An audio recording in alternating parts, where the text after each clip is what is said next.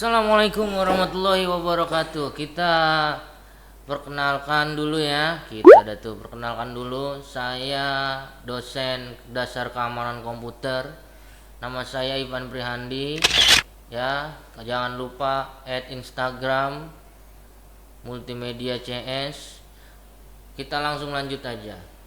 Nah, kita akan membahas tentang dasar-dasar keamanan komputer, di mana dasar-dasar keamanan komputer ini bukan hanya membicarakan tentang hard disk, bagaimana kita amankan laptop kita dari serangan pacar, bagaimana kita mengamankan dari pinjam meminjam dari teman. Bukan. Dasar keamanan komputer ini lebih ke arah kita bagaimana cara mengamankan isi komputer kita, ya. Tapi harus dilihat dulu. Sekarang kalau cuma isinya kebanyakan foto sama video, untuk apa diamankan? Susah juga. Apalagi di situ foto, mana foto dari SMP lagi. Itu yang orang juga kalau mau jebol ngelihat foto SMP, aduh foto SMP model begini pakai masih di save kan gitu ya. Oh ya, kita jangan lupa berdoa dulu ya. Bismillahirrahmanirrahim. Allahumma sholli ala Muhammad wa ali Muhammad. Amin. Nah, kita lanjut. Sebenarnya dasar-dasar keamanan komputer ini fungsinya buat apa sih?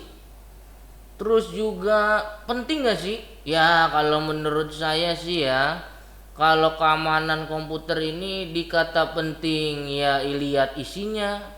Kalau isinya cuma kebanyakan juga video-video yang kalian save dari WhatsApp, kalian save dari kiriman teman, kalian save juga dari downloadan kalian film-film terbaru, ya mau ngapain? Datanya penting pak, ini data kantor. Oke, isinya apa aja? Isinya Excel di situ penggajian. Oh, kantor kamu besar? Enggak pak, cuma serokok doang. Ah, kalau gitu mah nggak penting juga. Nah, tapi gimana caranya? Apakah dasar keamanan komputer ini juga termasuk kita melindungi dari virus? Oh iya jelas. Virus itu jangan sampai kalian salah kaprah. Flash disk kalian yang nggak ada tutupnya itu kena virus. Jangan sampai kalian salah kaprah seperti itu. Nggak begitu ya. Nah, virus-virus ini sebenarnya cuma program atau skrip yang dijalankan untuk memerintahkan sebenarnya apa yang akan dilakukan. Contoh, dia masuk ke dari flash disk kalian, terus dia auto ya ngeran sendiri. Nah, misalnya bikin folder, bikin shortcut, terus juga nempel di sistem yang ngebuat OS kalian lama-lama berat. Itu mungkin bisa disebut dengan virus. Tapi sebenarnya kalau kalian buka bukan hanya di Windows ya, contoh di Linux kalian buka, mungkin kalian punya Ubuntu, Kali, ataupun kalian punya Kubuntu, Debian versi yang lain lagi ya. Nah, kalian akan bisa membuka skrip tersebut. Bahkan kalian bisa pelajari. Kalian pelajari di mana kalian bisa justru mengembangkan. Mau apa nih? Ya seperti itu ya. Bahkan bisa kalian tambahkan ya. Contoh kecil, kalian tambahkan skrip jika ada picture atau apa, itu bisa kalian tarik ke tempat penyimpanan kalian di mana. Ya itu contoh-contoh aja. Cuma kan sekarang ini gimana caranya kita mengamankan dulu ya. Basic mengamankan itu yang pertama adalah yang kita amankan penting nggak. Kalau nggak penting nggak usah, ngapain diamanin. Pak, di situ ada data-data saya tuh banyak, sevan saya main bola lah, buat apa? Oke, kita lanjut. Ini adalah dasar-dasar keamanan ya. Yang selanjutnya kita langsung bahas di pertemuan satu ini, tindakan. Bagaimana caranya pencegahan serangan pengguna komputer atau akses jaringan yang tidak bertanggung jawab. Ini maksudnya bukan teman kalian yang tiba-tiba make Instagram kalian terus ada update status yang enggak, bukan. Atau kalian WhatsAppan kalian tiba-tiba ada status yang muncul, ya, bukan. Tapi di mana saat kalian punya email dan password tiba-tiba digunain di sembarang tempat. Contoh gini, kalian coba punya akses Google, ya, di mana Google tersebut menginfokan ke kalian jika ada status user kalian, ya, login di tempat lain dengan alamat contoh kita menggunakan laptop A gitu ya, MAC address-nya udah dicatat sama Google dan yang lain-lain.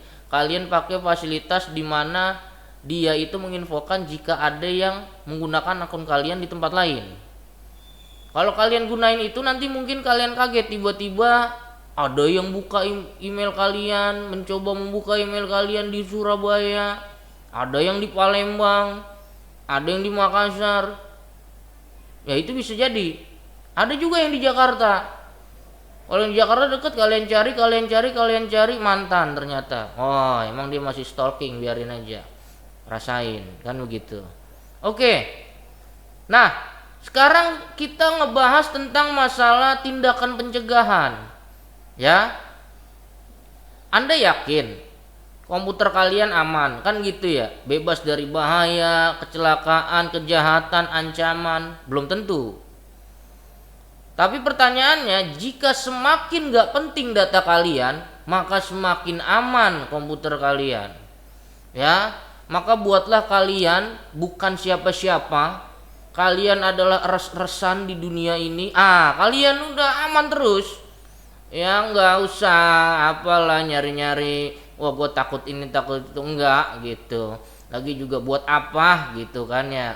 Juga nggak penting juga gitu, mau kita sebarin fotonya di dunia maya juga orang pada kagak kenal, naikin trending yang ada kita trendingnya jeblok, kan begitu. Nah, tapi ketika data yang kita punya itu penting masuk ke dalam satu server atau satu komputer kalian yang sangat penting, yang takutnya kena virus, yang takutnya lagi bisa diambil orang, ya. Contoh misalnya itu adalah rahasia di mana ternyata di komputer kalian itu menjelaskan bahwasannya Indonesia ini adalah negara merdeka, ya, yang surat-surat aslinya itu kalian masih pegang, kalian takut, itu baru kalian bisa amanin. Kalian scan, kalian amanin komputer kalian justru kalian takut, itu contoh kecil aja ya. Nah, bagaimana cara mengamankannya? Penting nggak sih sebenarnya, ya? Di dalam dunia kita sekarang ini, apalagi sekarang COVID ya, yang paling diandalkan pertama yang masuk di garda depan itu ya dunia maya, komputer. Ya, bentuk transaksi juga diprioritasin, komunikasi digital diprioritasin gitu kan. Wah, Pak, nah, kalau misalnya saya lagi ngobrol disadap bagaimana? Halo, yang obrolin juga apa? Kalau cuma ngobrolin tongkrongan, ngobrol julid ke orang gitu, nggak suka temen lu punya cewek cakep, nggak bakal didengerin juga. Tapi kalau informasi yang penting, misalnya para kementerian, pemerintah, legislatif, yudikatif, eksekutif, eksekutor, eksekusi, yang penting-penting itu yang harus diamankan.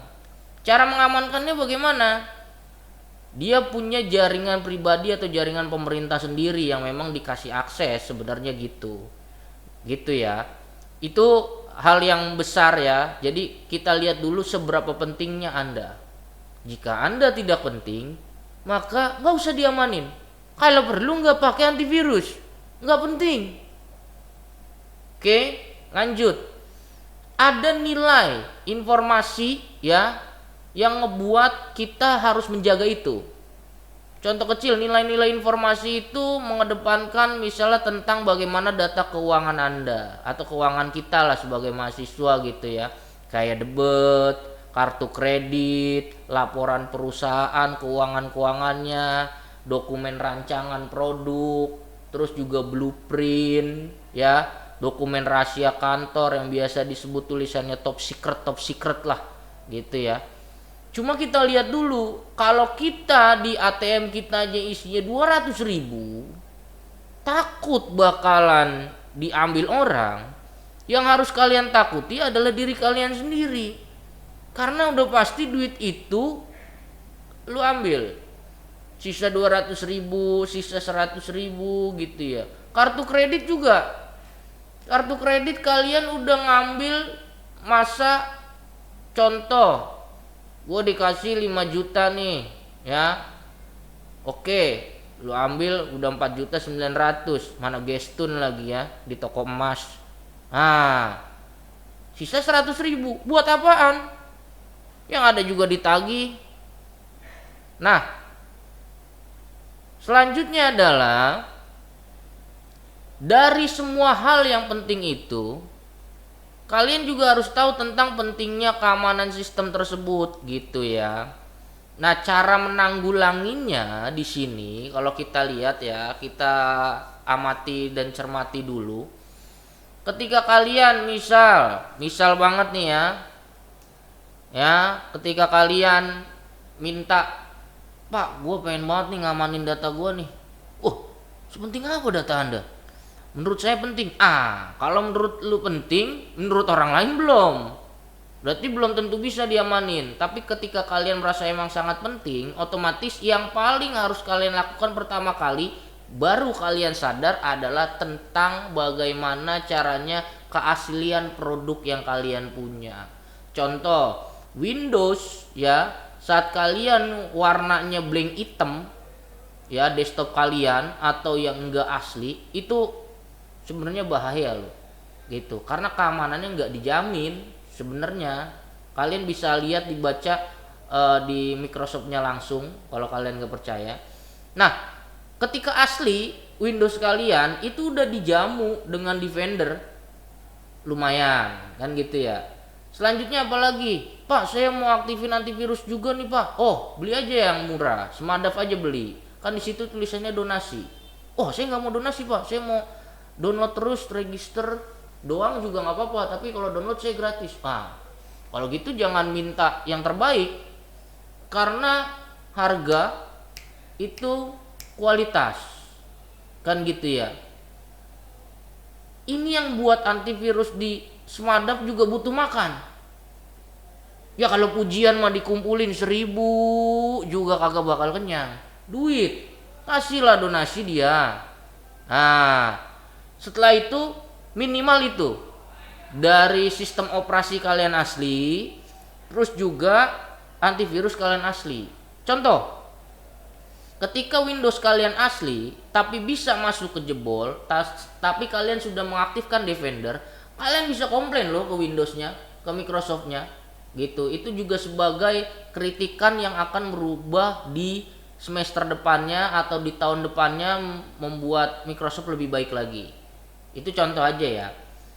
Kalau misalnya, "Pak, saya udah bayar nih Pak Semadap, cuma ini tembus juga ini Pak, saya kena virus yang nggak bisa ngebuka folder-folder saya Pak." "Oh, itu bagaimana Pak caranya Pak?" Nah, kalau begitu salah satunya cara kalian punya flash disk, di mana di situ langsung ada live CD ya, atau instalasi Linux colok,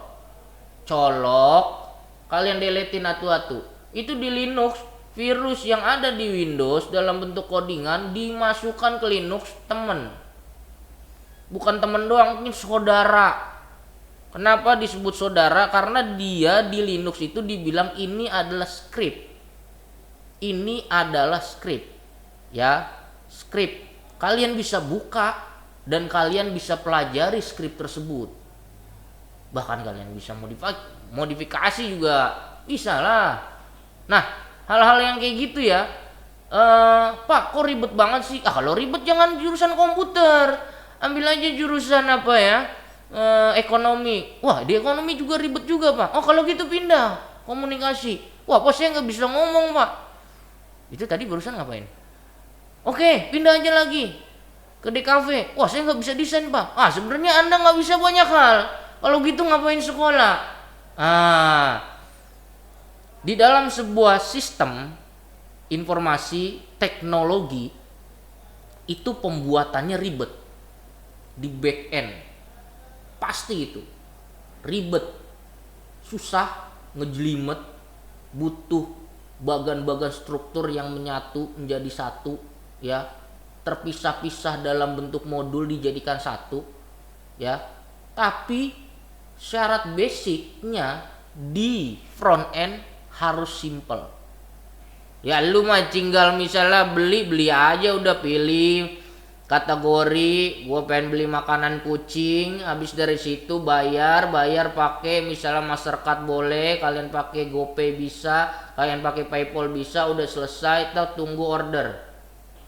Ya kan gitu doang, ya kan di front end. Di belakangnya itu juga yang bikin kategori juga dikejar target, udah jadi metode pembayaran dikejar target untuk pembuatan, belum lagi codingnya masih acak-acakan, belum lagi diomelin sama project manager, masih banyak lagi. Dalam back end itu bisa mencapai 80%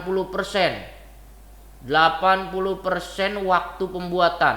Contoh 6 bulan bikin, itu bisa 5 bulan back end selesai, front endnya mah sebulan 2 minggu. Itu juga ngerjainnya enggak, ya kagak buru-buru, santai aja karena back endnya udah jadi. Karena juga ketika kita bikin back end, front end juga jadi langsung. Coba kalian bikin front end, UI UX bikin letak letek udah jadi, back endnya gimana bikinnya? Oh iya, susah juga ya. Gitu. Walaupun memang diawali dari rancangan. Ya rancangan mah gampang dibikin. Kenapa rancangan dibikin duluan? Ya udah jadi duluan dia. Yang paling susah ya back endnya ini. Gitu. Oke, kita lanjut. Nah, sekarang kita ngebahas tentang ancaman dan kejahatan komputer. Kan gitu ya, ancaman dan kejahatan komputer. Itu next di pertemuan kita atau video kita berikutnya. Yang penting paham dulu bagaimana ini tentang keamanan komputer. Oke, sampai di sini aja dulu. Terima kasih. Assalamualaikum warahmatullahi wabarakatuh.